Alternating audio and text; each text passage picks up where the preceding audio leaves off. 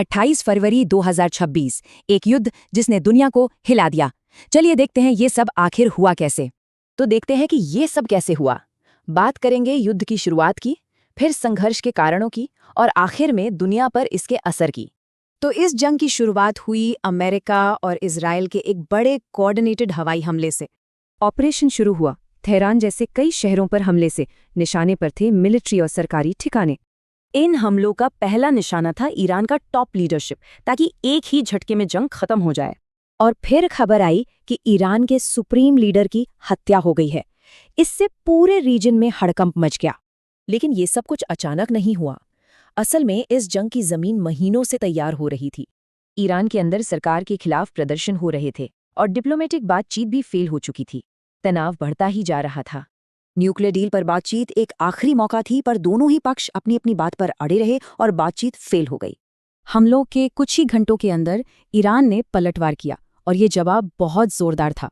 Iran ने एक साथ कई मोर्चों पर हमला बोला। निशाने पर थे मिडिल ईस्ट में फैले मिलिट्री और इकोनॉमिक टारगेट्स। तो एक तरफ थे अमेरिका और इजराइल और दूसरी तरफ ईरान। पर जल्द ही इनके सहयोगी देश भी इस लड़ाई में कूद पड़े।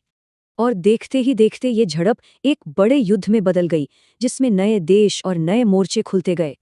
इजराइल ने 20,000 और रिजर्व सैनिकों को बुला लिया।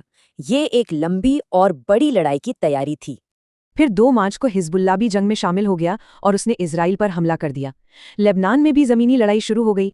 इस जंग का असर सिर्फ युद्ध के मैदान तक ही सीमित नहीं रहा, बल्कि पूरी दुनिया पर पड़ा। दोनों ही तरफ से मारे गए सैनिकों के आंकड़े बहुत अलग अलग थे। हर कोई दूसरे के ज्यादा नुकसान का दावा कर रहा था। सिर्फ पहले 100 घंटों में ही अमेरिका के इस जंग पर करीब $3.7 बिलियन खर्च हो गए। सरकारों की इस लड़ाई का सबसे बुरा असर पड़ा आम नागरिकों पर, जो इस जंग के बीच में फंस गए थे। ईरान के जवाबी हमलों की चपेट में आसपास के खाड़ी देश भी आए, जिससे पूरे इलाके में तनाव और बढ़ गया। इस जंग ने दुनिया की तेल सप्लाई पर सीधा असर डाला और शेयर बाजारों में भारी गिरावट आई। ये युद्ध इतनी तेजी से फैला कि अब पूरी दुनिया के सामने एक ही सवाल है, ये रुकेगा कैसे।